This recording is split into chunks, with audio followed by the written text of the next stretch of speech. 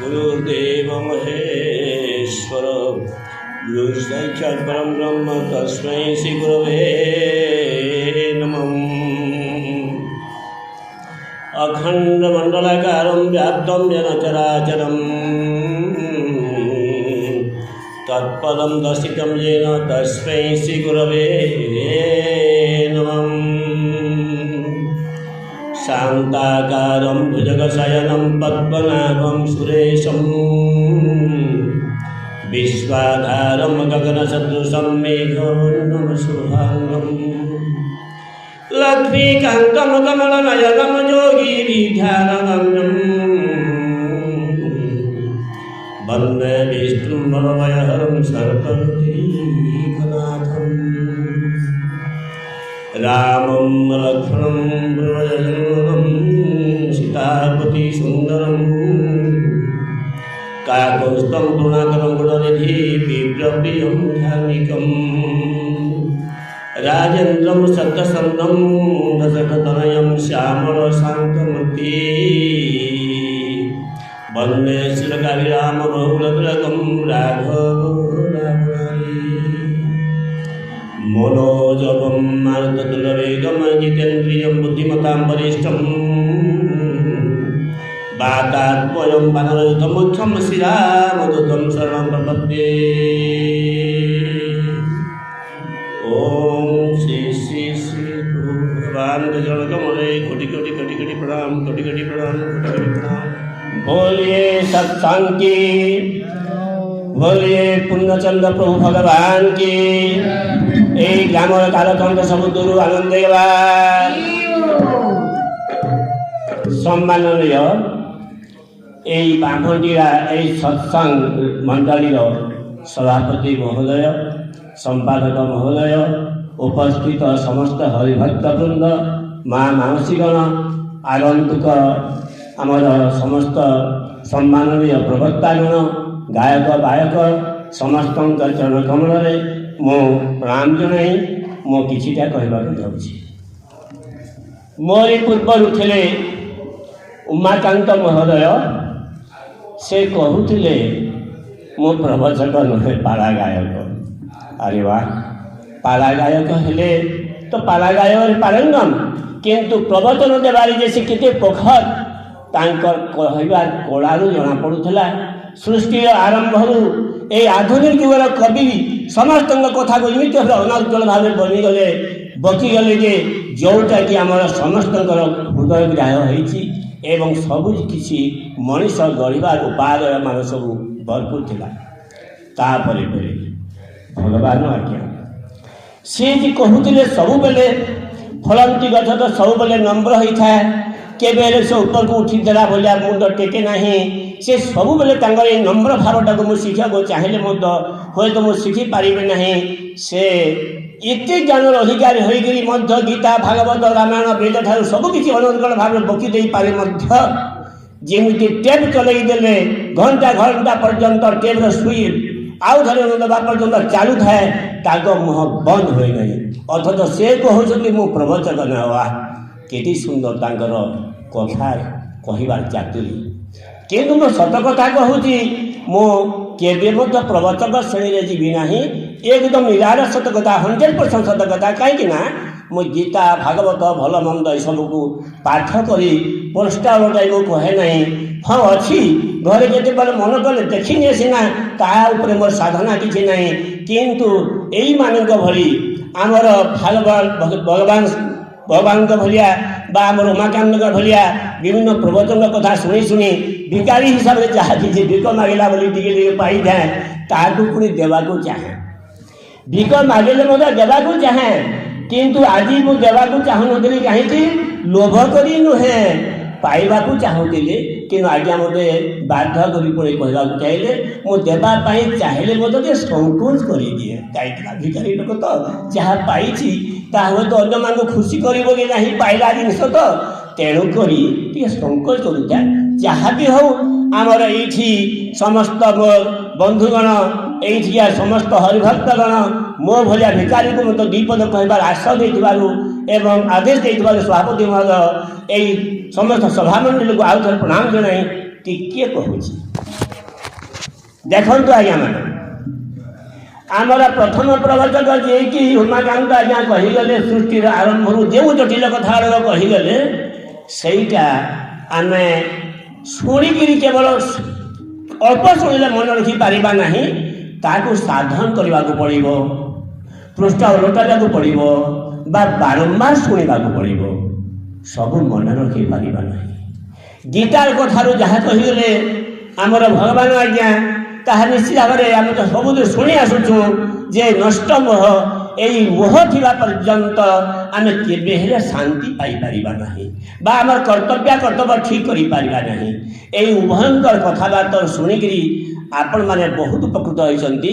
ମୁଁ କିନ୍ତୁ ମୋ ଭଳିଆ ଅତି ତଳ ସ୍ତରରେ ଯେଉଁମାନେ ଅଛନ୍ତି, ଏଇ ସମାଜର କଥା ଯାହା ମୁଁ ଦେଖୁଛି ସେଇ କେତେ କଥା ମୁଁ କହିବି। ବୈକୁଣ୍ଠ ସମାନ ଆହା ଅଟେ ସେହି ଘର, ପରସ୍ପର ସ୍ନେହ ଯହିଁ ଥାଏ ନିରନ୍ତର।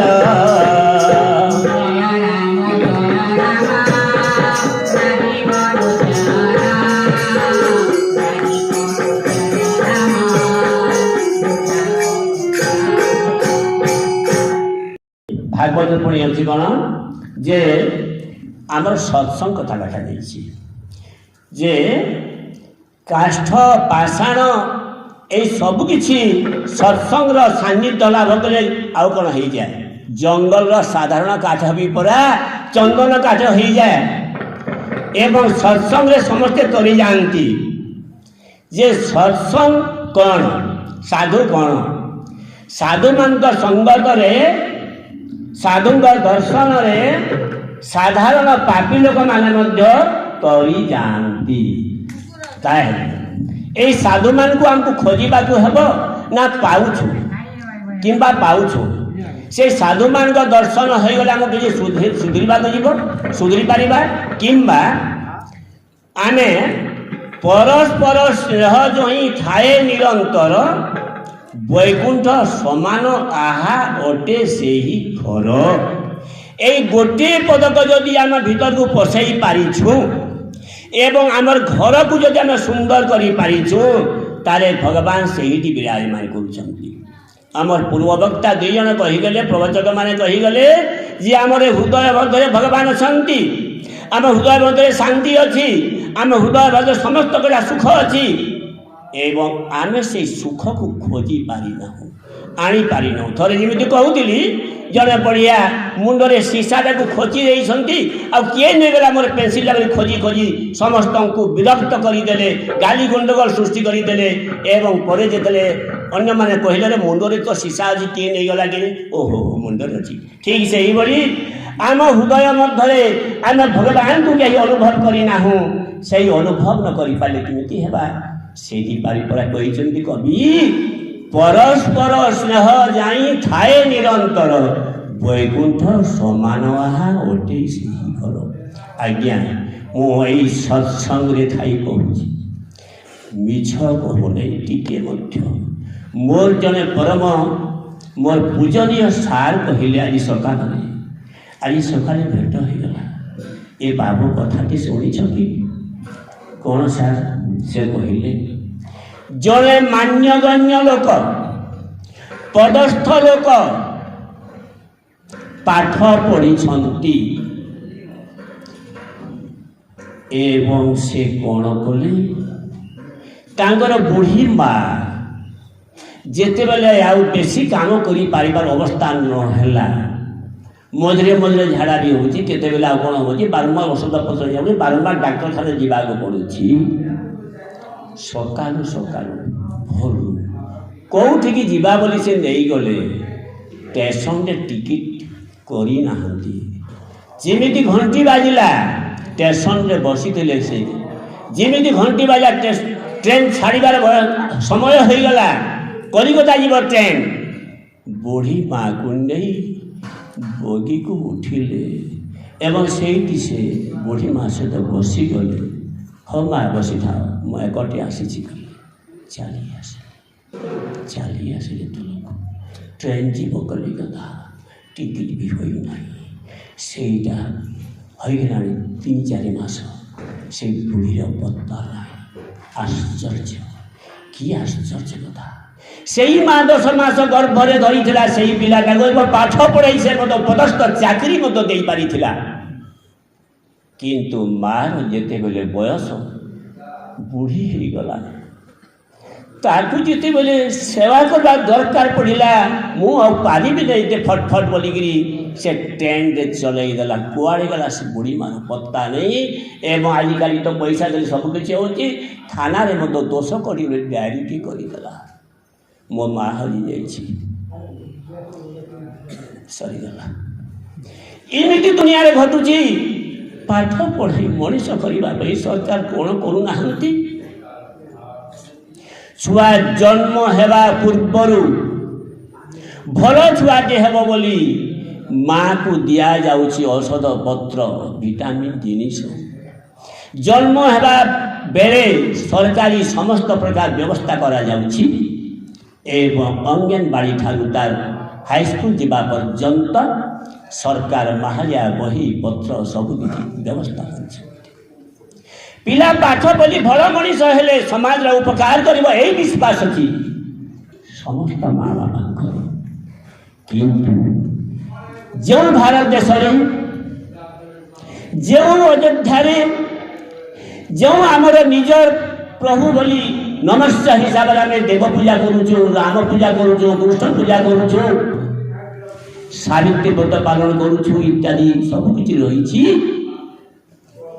ସେଇଠାରେ ପୁଣି ଏମିତି ଘଟଣା! କି ଆଶ୍ଚର୍ଯ୍ୟ! ସବୁଠାରେ ଭଗବତ ସଭା ହେଉଛି। ଭଗବତ ସଭାରେ କୀର୍ତ୍ତନ ବି ଚାଲିଥିବ ପ୍ରତି ଗାଁରେ ପ୍ରାୟ। ଏବଂ ସେତିବେଳେ ଆମେ ଶ୍ଲୋକ ପଢ଼ୁ, ଗୁରୁ ବ୍ରହ୍ମା ଗୁରୁ ବିଷ୍ଣୁ ଗୁରୁଦେବ ମହେଶ୍ୱର ଗୁରୁ ସାକ୍ଷାତ୍ ପରଂ ବ୍ରହ୍ମ ତସ୍ମୈ ଶ୍ରୀ ଗୁରବେ ନମଃ। ଧନ୍ୟ ସେହି ପୁରାଣକାର ମାନେ, ଧନ୍ୟ ସେହି ସମାଜକାର ମାନେ, ଗୁରୁ ବ୍ରହ୍ମା, ଗୁରୁ ବିଷ୍ଣୁ, ଗୁରୁ ଈଶ୍ୱର, ଗୁରୁ ସବୁକିଛି ବୋଲି ଆମକୁ ହୃଦୟଙ୍ଗମ କରାଇବା ପାଇଁ ଧର୍ମୀୟ ଅନୁଷ୍ଠାନରେ ଏହିସବୁ ପାଠ କରିବାର ବିଧାନ ଅଛି। ଆମେ ଭାତ ରାନ୍ଧି, ଡାଲି ରାନ୍ଧି, ଭାତ ଡାଲି ଭାତ ଡାଲି ଯେତେ ନାଚିଲେ ହେଲେ ପେଟ କ'ଣ ପୁରିବ? ମା ବାପା ମାନେ ପେଟ ପୁରିବ ନାହିଁ। এই গুরু ব্রহ্মা গুরু বিষ্ণু গুরুদেব মহেশ্বর বলি ଯେଉଁଠି ମହାମନ୍ତ୍ର ଆମେ ପାଠ କରୁଛୁ, ଯେଉଁଠାରେ କୃଷ୍ଣ ରାମଙ୍କ ଭଳି ଆଦର୍ଶ ଚରିତ୍ର ରହିଛି, ରାମଙ୍କ ଭଳି ଭ୍ରାତୃଭକ୍ତ ରହିଛନ୍ତି, ସେଇଠାରେ ପୁଣି ଏଇଭଳିଆ ପିତୃମାତୃଙ୍କ ଉପରେ ଏତେ ଅତ୍ୟାଚାର ଅତି ଦୁଃଖର ବିଷୟ। ଆମର ଏଇ ଭଗବତ ସେବା କରି ଲାଭ କର? ହଁ, ନିଶ୍ଚୟ କରିବା। ଭଗବାନ କରନ୍ତୁ, ଯିଏ ଯେମିତି ଯାହାକୁ କରନ୍ତୁ, ଯେଉଁମାନଙ୍କ ଉପରେ ଭଗବାନ ଦୟା ବର୍ଷଣ କରିଛନ୍ତି, এই ଭଗବତ ସଭାକୁ ଆସିପାରୁଛନ୍ତି, ଆଜ୍ଞାମାନଙ୍କ କହିବା ଅନୁସାରେ ଏତେ ପ୍ରକାର ଦହଗଞ୍ଜରେ, ଏତେ ପ୍ରକାର ଗରମରେ ମଧ୍ୟ ଆମ ପାଣ ଘର ଛାଡ଼ିକି ଏଇଠି ଆସିଛି, ବର୍ଷେ ନିଜ ଘରର କୁଲର ଛାଡ଼ି ଏଇଠି ଆସି କଷ୍ଟରେ ବସିଛନ୍ତି। এই କଷ୍ଟର ମହତ୍ଵକୁ ବୁଝନ୍ତୁ ଆଜ୍ଞାମାନେ। ଆମର ପରିବାରକୁ ପ୍ରଥମେ ଆମେ ଗଢ଼ିବା, ପରସ୍ପର ସ୍ନେହ ଯାଇ ଥାଏ ନିରନ୍ତର ଯେତେବେଳେ ଆମେ ଜାଣିପାରିଛୁ। এই ଗୋଟିଏ କଥା ପଢ଼ିଲେ ଆମେ ଭାଗବତକୁ ବୁଝି ନ ପାରିଲେ ମଧ୍ୟ କେବଳ ଗାଇ ଚାଲିଲେ ମଧ୍ୟ ଚଳିବ। ଆମେ ଗୀତା ଭାଗବତ ଶୁଣିପାରିଲେ କାନ ମଧୁର ହେବ, ଆମକୁ ଭଲ ଲାଗିବ। କିନ୍ତୁ ତାର ଭିତର ଅର୍ଥକୁ ନ ବୁଝିପାରିଲେ ମଧ୍ୟ ପରସ୍ପରର ମଧ୍ୟରେ, ଭାଇ ଭଉଣୀ ମଧ୍ୟରେ, ପୁଅ ଝିଅ ମଧ୍ୟରେ, ମା ବାପା ମଧ୍ୟରେ ଶେଷ ପର୍ଯ୍ୟନ୍ତ ଯଦି ଆମର ପରିବାରରେ ଶାନ୍ତି ସ୍ଥାପିତ ହୋଇଥିବ, ସେଇଠି ଭଗବାନ ବିରାଜମାନ ନିଶ୍ଚୟ କରୁଛନ୍ତି। କିନ୍ତୁ ଆମର ଏଇ ଶରୀରର କଥା, ଆମର ଏଇ ଶରୀରର କଥା କ'ଣ କ୍ଷଣସ୍ଥାୟୀ ନୁହେଁ? ଆମେ କ'ଣ ସବୁଦିନ ବଞ୍ଚିବା? ଯଦି ଭଗବାନ ଆମକୁ କହିଦିଅନ୍ତେ, ଆରେ ବାବୁ ତୋର ଆୟୁଷ 20 ବର୍ଷ, ତୋର 10 ବର୍ଷ, ଯଦି ଏମିତି ନିର୍ଦ୍ଦିଷ୍ଟ ଥାନ୍ତା, ଯେଉଁମାନେ ଭଲ ଲୋକ, ଆରେ ଆମକୁ କିଛି ଦିନ ଗଲା ପରେ ମରିବି, ଭଲ କାମ କରେନି, ଭଲ ଲୋକମାନେ କହିବେ, କିମ୍ବା କେହି କ'ଣ କରିବେ, ଆରେ ଆଉ 10 ବର୍ଷ ବଞ୍ଚିବି, ଶଳାମାନଙ୍କୁ ହଇରାଣ କରିବି, ଛାଡ଼ିବି ନାହିଁ, ତାପରେ ତ ଆଉ ବଞ୍ଚିବି। ଏମିତି ହୋଇପାରେ। ତେଣୁକରି ଭଗବାନ କେତେ ମହତ୍ ବିଚାର କରିଛନ୍ତି ଯେ କିଏ କେତେବେଳେ ସଂସାର ଛାଡ଼ିବ କହି ନାହାନ୍ତି। ତେଣୁ ଆମର ପ୍ରତି ମୁହୂର୍ତ୍ତରେ ଭଲ କାମ କରିବାର ଅଛି, ମାନବୀୟ କର୍ମ କରିବାର ଅଛି। ମୋର ପୂର୍ବବକ୍ତା ବନ୍ଧୁ ଭଗବାନ ଆଜ୍ଞା କହୁଥିଲେ, ଆମେ ଗର୍ବ ସହିତ ଆମେ ମଣିଷ ବୋଲି ଯେମିତି କହିପାରିବା। ମଣିଷ ଧର୍ମ ନୁହେଁ ବ୍ୟଭିଚାର କରିବା, ମଣିଷ ଧର୍ମ ନୁହେଁ ସେ ଚୋରି ଦାରି ହତ୍ୟା ମିଥ୍ୟାରେ ଲିପ୍ତ ରହିବ, ମଣିଷର ଧର୍ମ ନୁହେଁ ଶେଷ ଅବସ୍ଥାରେ ନିଜର ମା ବାପାଙ୍କୁ ଦୁଃଖ ଦେବ, ଯନ୍ତ୍ରଣା ଦେବ। ଆହୁରି ମଧ୍ୟ ମୁଁ ବିଭିନ୍ନ ଖବର ରଖିଛି କାନରେ, ମୋର ସାଙ୍ଗସାଥୀମାନେ ମଧ୍ୟ ଘରକୁ ଯାଇ ଦେଖିଛି ଯେ ନିଜର ପୁଅମାନଙ୍କ ମଧ୍ୟରେ ଏତେ ଝାମେଲା ଝାଟି ହେଇଛି ଯେ ଦୁଃଖ କରି ଅଭିମାନ କରି ମା ବାପା ଚାଲି ଯାଇଛନ୍ତି ବୃଦ୍ଧାଶ୍ରମକୁ। ପୁଅ ଡାକ୍ତର, ଗୋଟିଏ ପୁଅ ଇଞ୍ଜିନିୟର, ତାଙ୍କର ବାପା ମା ମଧ୍ୟ ବୃଦ୍ଧାଶ୍ରମରେ ଆଶ୍ରୟ ନେଇଛନ୍ତି। କି ଦୁଃଖର କଥା। ତେଣୁକରି ହେ ହରିଭକ୍ତଗଣ, ଅନ୍ତତଃ ଆମେ ଯେତେ ଅଛୁ ଏଠି ଆସିଛୁ, ଯେତେବେଳେ ଆମର ପରିବାର, ଆମର ବନ୍ଧୁବାନ୍ଧବ, ଆମର ସାଙ୍ଗସାଥୀମାନଙ୍କୁ କହି ଚାଲୁ ଯେ ଭଗବାନ ସେଇଟା, ପରସ୍ପର ସ୍ନେହ ଯଦି ପରିବାରରେ ରଖିବା, ତାପରେ ଯାଇ ଭଗବାନଙ୍କୁ ସନ୍ଧାନ କରିପାରିବା। କିନ୍ତୁ ଏଇ ଭଗବାନଙ୍କ ନାମ ଗ୍ରହଣ କରିବାର ଅଭ୍ୟାସ କଲେ, ଭାଗବତ ପଠନ କଲେ, ଗୀତା ପଠନ କଲେ ମନ ସ୍ଥିର ହୁଏ ଏବଂ ତାର ସେ ଅନ୍ତର୍ନିହିତ ଭାବଟାକୁ ଜାଣିଲେ ଗୁରୁ କିଏ, ବ୍ରହ୍ମା କିଏ, ବିଷ୍ଣୁ କିଏ, ଆମର ଚଳନ୍ତି ଦେବତା ମା ବାପାଙ୍କୁ ଚିହ୍ନି ପାରିବା। ଆମ ଚଳନ୍ତି ଦେବତାଙ୍କୁ ଘରରେ ଯଦି ଆମେ ଚିହ୍ନି ନ ପାରିବା, ଭାଇ ଭାଇ ମଧ୍ୟ ସମ୍ବନ୍ଧ ଯଦି ରଖି ନ ପାରିବା, ଆମେ କେତେବେଳେ ରାମ ଭକ୍ତ ହୋଇପାରିବା? ଧନ୍ୟ ସେହି ରାମ, ଲକ୍ଷ୍ମଣ, ଭରତ, ଶତ୍ରୁଘ୍ନ, ରାମଙ୍କର ଭ୍ରାତୃତ୍ୱ ମଧ୍ୟରେ କେତେ ବିବାଦ ସୃଷ୍ଟି ହୋଇଥାନ୍ତା, ଯେତେବେଳେ ଶେଷ ପର୍ଯ୍ୟନ୍ତ ତାଙ୍କ ଭାଇ ମଧ୍ୟରେ ବିଭେଦ କିଛି ଘଟିନାହିଁ। ସେହି ଉଦାହରଣ ଆମ ପାଖରେ ରହିଛି। ପୁଣି ଆମର ଜୀବନଟା କ'ଣ? ଭାଗବତ ଅଛି, ଦେହ ବହିଲେ ନିଶ୍ଚେ ମରି, ସଂସାର ନହଇ କାହାରି।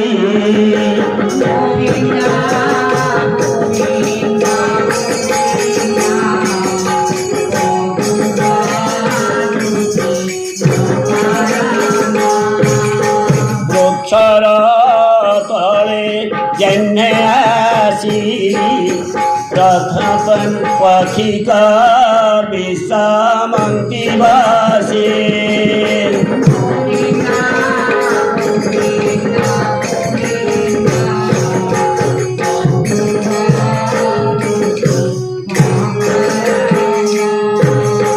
ବୃକ୍ଷର ତଳେ ଯେହ୍ନେ ଆସି, ପଥିକି ବିଷମନ୍ତି ବସି।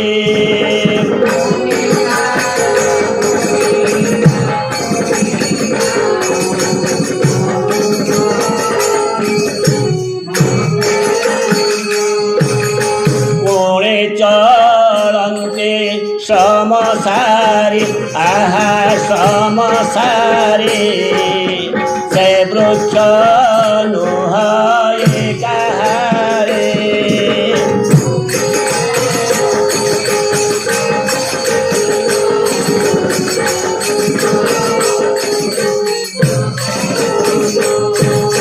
ହେମନ୍ତ ମାୟାର ସଂସାର,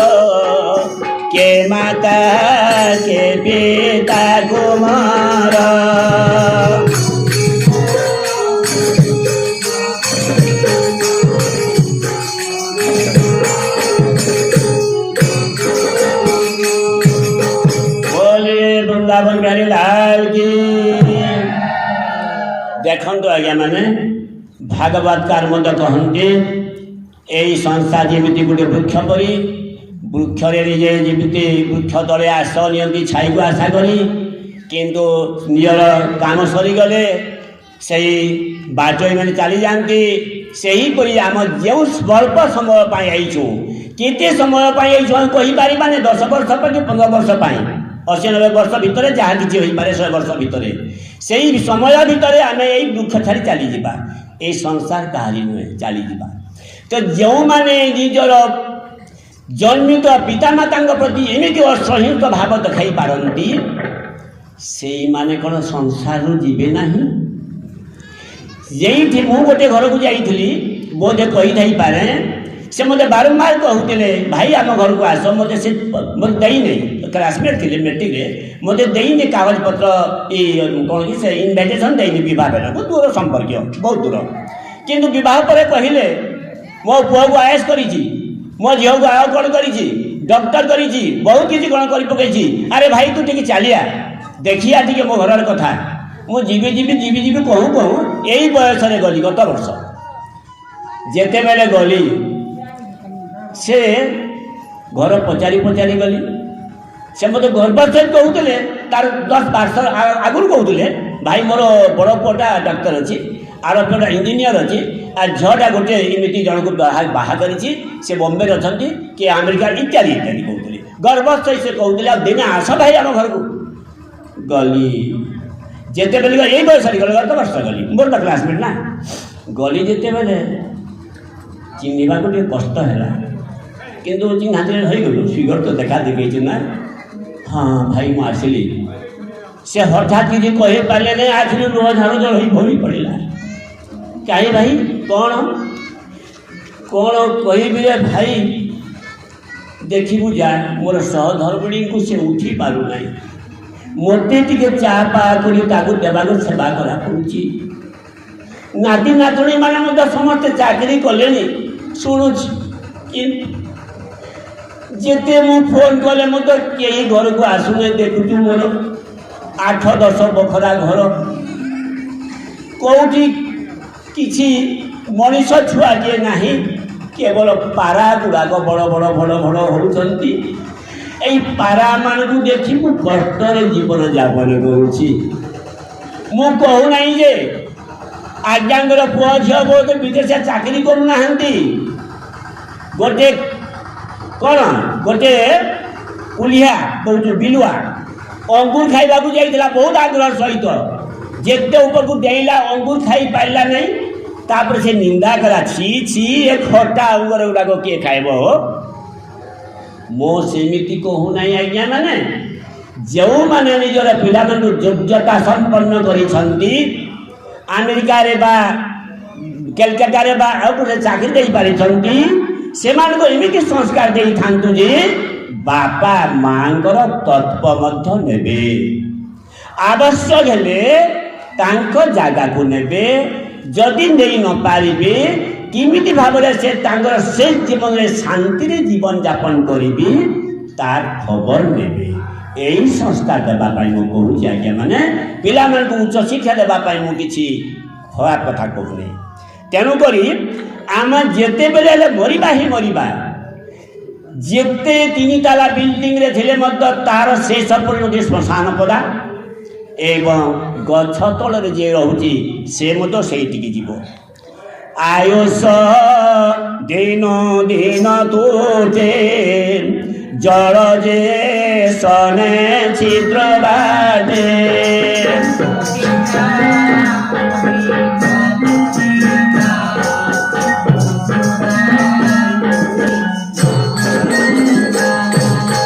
ଆୟୁଷ ଦିନ ତୁଟେ ଜଳ ଯେ ସନେ ଛିଦ୍ର ବାଟେ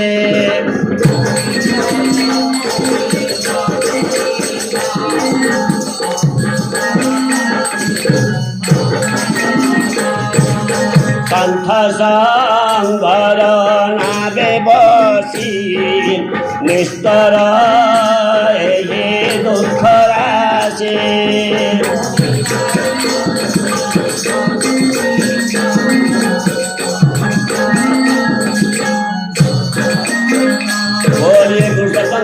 ଭଗବାନ କେ। ପୂର୍ଣ୍ଣ କୁମ୍ଭର ଜଳ ନ ଢାଳିଲେ ମଧ୍ୟ ଯେମିତି ଆସ୍ତେ ଆସ୍ତେ ଜଳ ସରିଯାଏ, ଆମେ ଜନ୍ମ ହେବା ପରେ ଠିକ୍ ସେହିପରି ଆମର ଆୟୁଷ ଆସ୍ତେ ଆସ୍ତେ ଆସ୍ତେ ଆସ୍ତେ ଝରି ଯାଉଛି। এইটি যেতবে আমি আসিছু ভগবত সভাকে 10 বজে পর্যন্ত, এ পর্যন্ত রহিগলানি 3 বজে পাখাপাখি। এই 4-5 ঘণ্টার মতো আয়ুষ কমিগলা। গোটিয়ে সময় অতীত হলে সেতিকি সময় আমার আয়ুষ কমিগলা।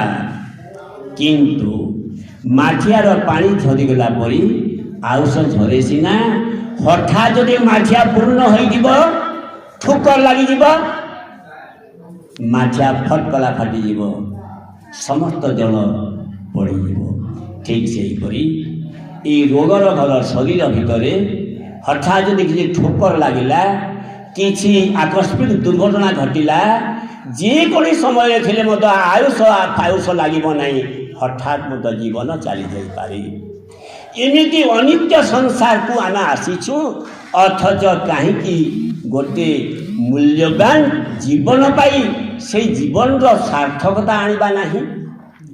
ଆପଣମାନେ କାହିଁକି ସମସ୍ତେ ଜାଣିଛନ୍ତି, ପ୍ରତ୍ୟେକ ସତ୍ସଙ୍ଗୀ ମାନେ ଏଇ କଥା ହିଁ କହିବି ଯେ, ବା ଆପଣମାନେ ସତ୍ସଙ୍ଗ ନ କଲେ ମଧ୍ୟ ଗାଁ ଘରେ ସମସ୍ତଙ୍କୁ ପ୍ରଚାର କରିପାରିବେ, କହିପାରିବେ, একদম নিঃসন্দেহে কহিপারিবে যে এই সংসারে যেতে জীবজন্তু অছন্তি সমস্তଙ୍କ ଠାରୁ শ্রেষ্ঠ জন্ম ହେଉଛି ମଣିଷ। ମଣିଷ ଦେହେ ଦିବ୍ୟ ଜ୍ଞାନ ଦେଖି ସନ୍ତୋଷ ଭଗବାନ ବୋଲି ପଦଟେ ଯେତେବେଳେ ଲେଖା ହେଇଛି, ଏଇ ମଣିଷ ଗର୍ବ କରୁଛି ଯେ ମୋର ଦିବ୍ୟ ଜ୍ଞାନ ହେଇଯାଇଛି ରେ, ମୁଁ କମ୍ ଲୋକ ନୁହେଁ। ଆରେ ଦିବ୍ୟ ଜ୍ଞାନ ହୋଇଛି ସିନା, ସେଇ ଜ୍ଞାନଟାକୁ ଠିକ୍ ଦିଗରେ ଲଗାଇଲେ ସିନା ତାର ଉପକାର ହେବ। ମୋର କହିବା ମାନେ ଭଗବାନ ଆମକୁ ଦିବ୍ୟ ଜ୍ଞାନ ଦେଇଗଲେ, କାହିଁକି ଦିବ୍ୟ ଜ୍ଞାନ ଦେଲେ? ଗୋଟିଏ ଗୋଟିଏ କରି ଯେତେବେଳେ ଚଳେଇଲେ ଜୀବ ସୃଷ୍ଟି, ଦେଖିଲେ ଯେ କୌଣସି ଜୀବର ସେମିତି ହିତାହିତ ଜ୍ଞାନ ହୋଇପାରିଲା ନାହିଁ। ଦେଖିଲେ ଯେ ଏଇ କୁକୁର, ଧରନ୍ତୁ କୁକୁର କିମ୍ବା ଛେଳି ଦେଖନ୍ତୁ, ଏମାନଙ୍କୁ କୌଣସି ଜାଗାରେ ବାରମ୍ବାର ମୁଁ ଘୋଡ଼ଉଛି, ଗୋଟେ ଗାଈ ଧରୁ ଖାଇ ଆସୁଛି, ବାରମ୍ବାର ଘୋଡ଼େଇ ଦେଉଛି, ପିଟି ପିଟି ଘୋଡ଼େଇ ଦେଉଛି, ଗାଈଟା ପଳେଇଗଲା। ମୁଁ ପିଟିଲି ତ ଗାଈ ମାଡ଼ ଖାଇଲା, କିନ୍ତୁ କିଛି ସମୟ ଗଲା ପରେ ମୁଁ ଯଦି ନାହିଁ ପୁଣି ଖାଉଛି, ପୁଣି ମାଡ଼ ଖାଇଲା। 4 ଦିନ ମାଡ଼ ଖାଇଦେଲେ ମଧ୍ୟ ପୁଣି ସମୟ ପାଇଲେ ମାଲିକ ନଥିଲେ ଫସଲ ଚୋରି କରିବ। ସେମିତି ମାଙ୍କଡ଼ ଧର ଆରମ୍ଭ କରି ଧରୁ ଆମର କୀଟ ପତଙ୍ଗ, ଅଧେ କୀଟ ପତଙ୍ଗ ପୋଡ଼ି ଯାଉଛନ୍ତି, କିନ୍ତୁ ଆରୁ କୀଟ ପତଙ୍ଗ ସେତିକି ଘଟେ ଆସୁଛନ୍ତି। ତ କୌଣସି ଜୀବଜନ୍ତୁଙ୍କର ଗୋଟେ ହିତାହିତ ଜ୍ଞାନ, ଭଲ ଜ୍ଞାନ ଜାତ ହେଇପାରିଲାନି।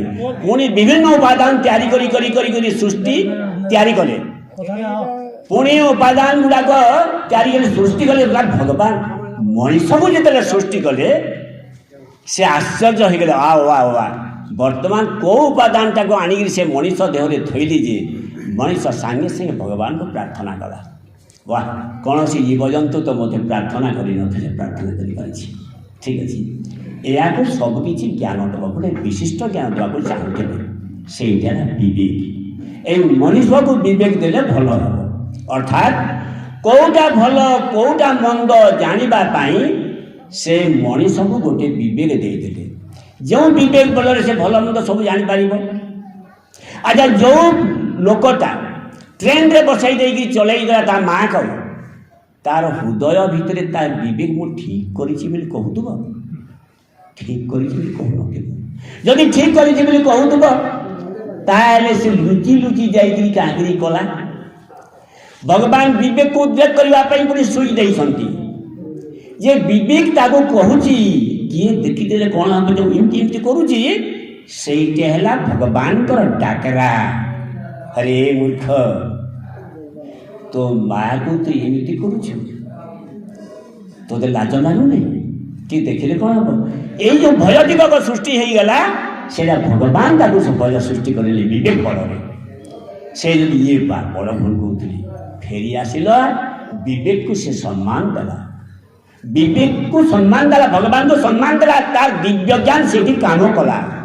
मनीष देही दिव्य ज्ञान देखी संतोष भगवान भगवान जो दिव्य ज्ञान देते विवेक स्वरूप तार विवेक से सम्मान देथिबारु तार दिव्य ज्ञान से काम लगेला जदि कहब हाँ किए कौन कहब छाड़देला जे यार कभी देखाई निज विवेक को से पदाघात कला निज विवेक को से पदाघात कला तेणुक आम जदि कौन भी समय आम विवेक जदि मना करुच्ची कौन मत काम करवा नहीं ताहले आम दिव्य ज्ञान आम काम कला आम जो कौन बारंबार कहे मत कही आम जदि मोबाइल ये देचु यही मोबाइल मत भगवान प्रदत्त ज्ञान या मनीष कौन ज्ञान भगवान प्रदत्त ज्ञान कि मोबाइल रे आम सहज हो काम बोली सीधा तैयारी मोबाइल चोरी दारी हत्या मिथ्या सब कर भगवान उद्देश्य नुहे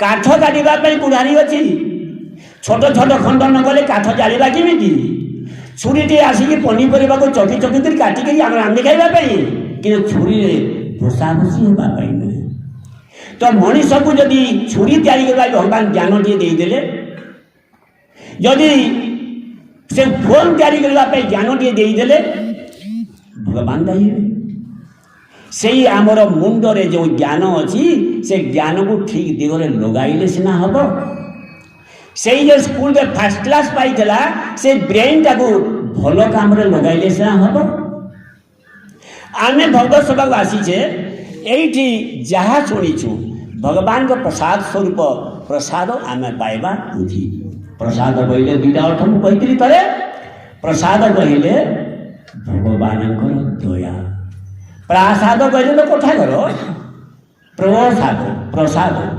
भगवान भोग को मत प्रसाद कह जाए आउ गोटे प्रसाद है भगवान विषय गीता रू भागवत रू वेद रू रामायण रू आमर जो विभिन्न अवतार जो भगवान से चरित्र जहाँ कि आम वक्तागण कहीगले जोटा ठीक बोली आम भावुँ ताकू मने मने मनोनयन करी मने मने टी चिंता करवा राति गला बेले सकाल मझे मझे आम आम मधुरे कथा पकईवा हम आज्ञा कहते गीतार अर्जुन एमती भाव मोह तुटे से आमर रामचंद्र पितृभक्ति तो जानी से किमी से हसी से वनवास गले सीता धैर्य कथा तो जानी से किमी अग्नि परीक्षा देवा पर्यंत राम को रागी नथिले एमती कथा जहाँ आम पुराण शुणुचु ताकू मने मने चिंता करिबार ना हला मध्य प्रसाद से प्रसाद जदि आम पाउछु एवं सही प्रसाद को जदि आम ग्रहण करुछु ताहेले जाई आमे से प्रसाद किसी लाभ पाइबा तेरे दुनिया रे आम कहीं कहारी नहु आज्ञा कहले जहाँ थिला अच्छी थिब सेटा केवल शाश्वत किंतु बाकी सब माया जोटा आगरे नथिला केवल वर्तमान दिशुची परे नथिबो एटा केबे मध्य ब्रह्म नुहे किए से कहार बाप माँ किए का पुओ झियो पति पत्नी भाई भौणी सब मायार मोह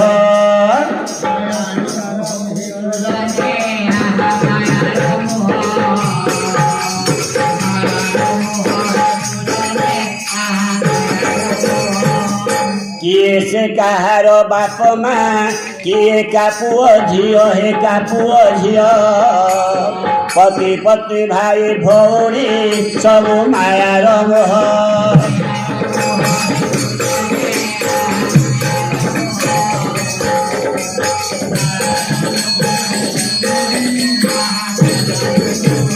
अभिनेता होई आसीचु आहा अभिनेता होई आसीचु आमे रंगमंच को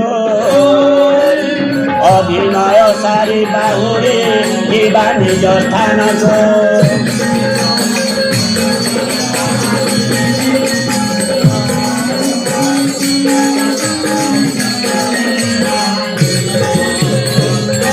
आज्ञा आमे कहिपारिबा ए मो मो माँ को जी भल पाए ए दुनिया रे कहीं मत ता माँ को भल पाऊ न ए जम राजा सावधान भूल में मोर माँ को नहीं पार नहीं कही पारिबा नहीं जमराजा को जेते बेले माँ को नहीं जीवा कथा नहीं जीव किंतु माँ कही पार ए मो 12 वर्ष मध्य पुओटे पाई जमराजा तू एडे निर्दय ए 12 वर्ष मध्य मुझे पुओ पुओ ही महादेवपुर पड़ी पुओटे पाई से पुओ तो छड़े देव जमराज खबरदार नहीं पार नहीं कही पार नहीं माँ जमराजा शुणव ना नहीं जीव जदि प्रकृति तार पुओ से जेते केते दिन परिचय पाई से दिन पुअर परिचय नहीं आसी जेते दिन माँ थिला मार परिचय से दिन पाई जेमिति कि आम नाटक करेटा आम शब्द नाटक चली आम शब्द नाटक चली किंतु गला कथा को आउ थे कहले आम नाटक बोली कहूँ धरतु रामायण कथा रामायण कथा आम जानी आखड़ा करवा ए राम लक्ष्मण सीता बाहर शिवदूर थी भांग ए रावण तू बाहर रे तू केवे भांगी पारू ना भांगू धरबू टे पड़ी ए जिते युद्ध हे राम रावण देखे देखे रावण तू मरबू रे तू मरबू राम स्वर तू मरबू जहाँ शिखा हम जदि रावण न कर राम मरीज आम से पार्टी को गाड़ी देवा नहीं अरे लाज नहीं शरम नहीं आमर जो इतिहास थिला आमर जो संस्कृति थिला भगवान रामचंद्र को इज्जत लौ तुम कि भाया नाटक करुच अरे रावण मरवा कथा कहला कि नहीं कहीं घटिला कथा को आम आउ थे करुचु किंतु आम बर्तमान जो नाटक चली घटी नाला बर्तमान घटुला मो ये नाटक कर यार पर कौन कह भावु ना भावी नहीं कौन कहि जहाँ आसो कहि आप यार पर किए आगे उठीज कहीं जानी ना किए धनगला उठीज जानी ना आपण मैंने भगवान न करतु ये आम ये मुझे बसी था मतलब धरी जापे किए कहीपर यहीटा सत्य नाटक सेटा सीना रावण केते बेले मर आते मर कहीपर यहीटा तो नाटक चली तेणुक आम किए केते समय माँ को हरइबा केते बेला पर्यंत पाउडर लगेब आमर पुओ आम आगे रेते बेले तार अभिनय सरीज बाप आगु आग पुओ भी चली जापे एवं पुओ पूर्वर बाप भी चली जापे किए केते बेले चली जावा ठिकना नहीं कहीं आम अभिनय करूँ कि आम अभिनय ठीक ठिकना नहीं से नाटक हेलाटा करूँ एवं तो शब्द नाटक चली अभिनेता हो आसीचु आमे रंगमंच को अभिनय सारी बाहुड़ी जीवा निज स्थान को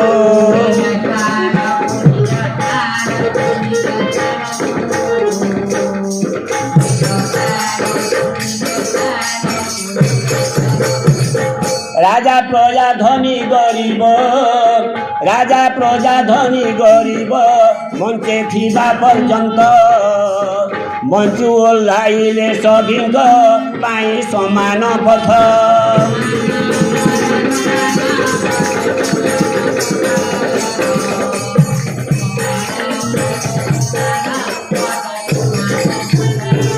सुवर्ण पलंके के शुए के गछर छाई मंजू ओह्लाइले सभिंक पाई श्मशान भूमि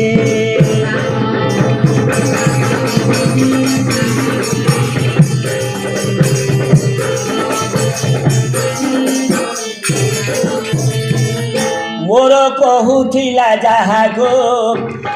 कहूथिला जाहागो सीए नुहे ताहार बुझी के बेपारी नथिला मंचे थिला जे कार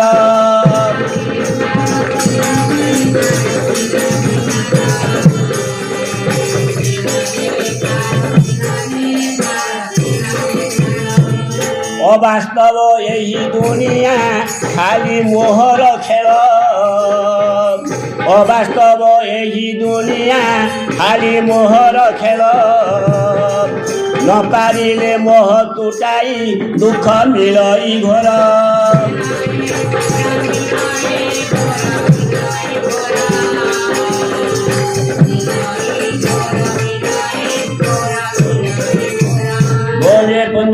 प्रभु भगवान के आज्ञा एटा केवल मोहरे संसार चली मो पुओ मो माँ मो झील प्रति मोह थिबारु मो परिवार रे अछि जदि पुओ मानक मध्य झेमला सृष्टि हुए बाप को जदि खाइबा पीबार जत्न न नियंती वयस्क पुओ थाऊ थाऊ से माने निजर घर रे से माने चाकरी करी करी खूब सुंदर भाव आय पंथा थेले मध्य बाप प्रति श्रद्धा जदि नाही आरो बारंबार बाप को धिक्कार करूचंती पुओ मानकर मोह तुटाई से चली जीव कौ वृद्धाश्रम भी रही नहीं पारे तेणु करी मोह अच्छी बोली परिवार रे अछु आपण मान समस्त मोह अच्छी मोर भी मोह अच्छी मोह नथिले परिवार हम कहीं तिष्ठि पारिबा नहीं ए मोहर हम संसार रही किंतु जिमिति माटी भितरे घर करे भुई माटी भितरे घर करे भुई भुई माटी भितरे बुड़ी उपी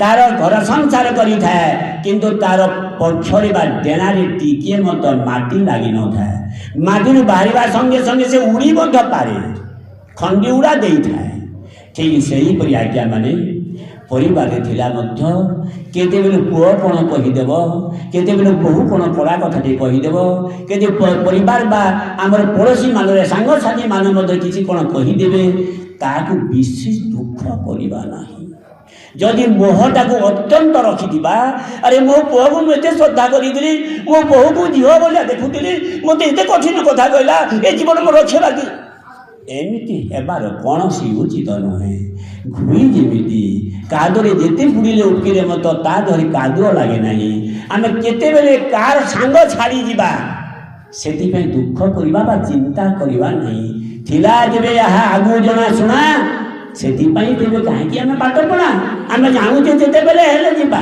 ताले हम दुख करिबा काहे कि जे भी जहा हो आम समस्त सहित मिलमिश रहा चेष्टा कर मोह अच्छी बोली आम मोर मोर कहूँ मोह टिकक छाड़ीगले मला बेले जान से जे आउ मोर किसी ना नेपोलियन जे पृथ्वी विख्यात गोटे विराट योद्धा से दिग्विजय बाहरी बहुत किसी पिटा पुटी अन्य अत्याचार की धन संपद लुंठन करथिला एवं अगाध धन संपत्ति अधिकार होता एवं जेते बेले मरिबार अवस्था आसिला आ पारी भी नहीं गला ता खटर मुंड आड़े इे सारे गछ तो सबुआड़े सुनार हार सुनार अलंकार सबकि भरी हो कहीं युद्ध कर बहुत किसी संपत्ति आनी जेते बेले मरिबार बयस गला आउ डॉक्टर मत आशा छाड़ीदे फुटफुट कला बेले कहला ए पिले मोर शेष इच्छा गोटे काम कर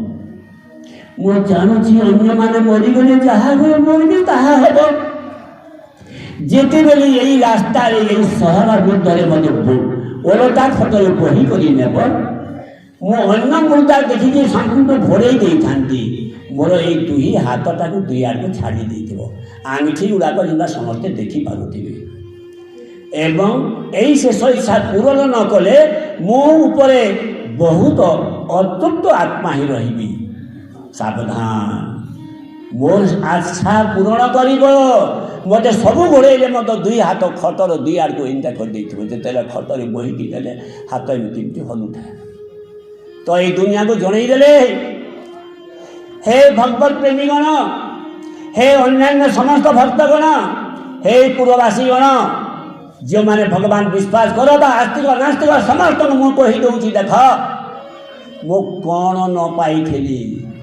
क्यों संपत्तिर मो अधिकारी नुहे गला बेले कौन हो देख हाथ देख मोर केते नौची कौन देख देख देख यही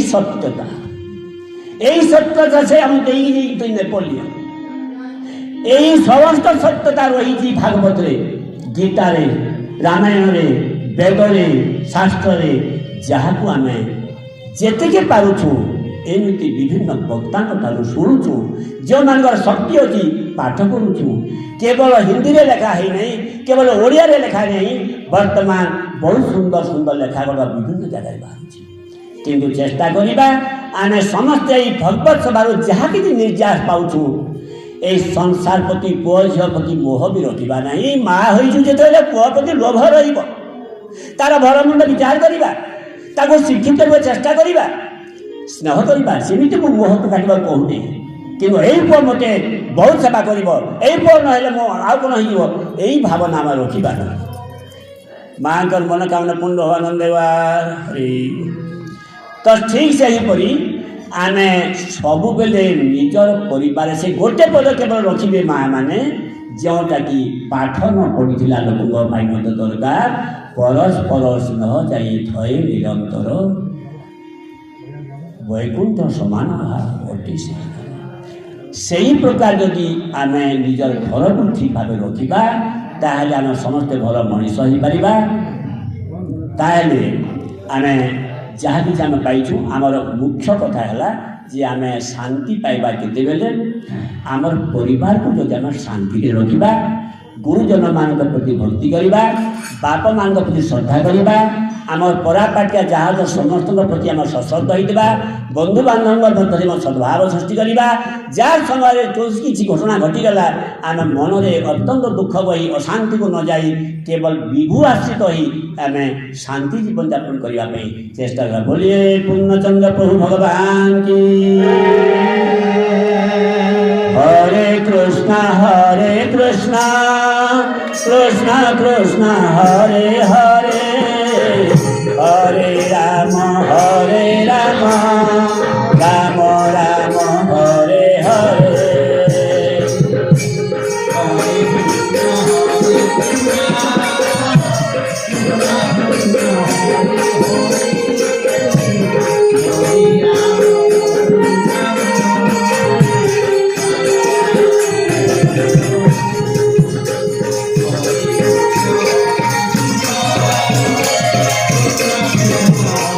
आनंदे के बाद हरि